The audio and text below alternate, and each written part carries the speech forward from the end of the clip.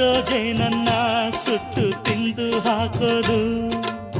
ನರಮನುಷ್ಯ ಕಲಿಯಲ್ಲ, ಒಳ್ಳೇದು ಉಳಿಸಲ್ಲ, ಅವನಡಿಯೋ ದಾರಿಲಿ ಗರಿಕೇನು ಬೆಳೆಯಲ್ಲ. ಚಿಲಿಪಿಲಿಗಳ ಸರಿಗಮ ಕಿವಿಯೊಳಗೆ, ನೀರಲೆಗಳ ತಕಧಿಮಿ ಎದೆಯೊಳಗೆ. ಬೆಳ್ಳಿ ಹಕ್ಕಿಯಾಗಿ ಹಾರಿ ಹೋಗಿ ನಾವು ಸಂಚಾರ ಮಾಡುವ ಬಾರ. ಆಕಾಶದಾಗ ಯಾರು ಮಾಯಗಾರ,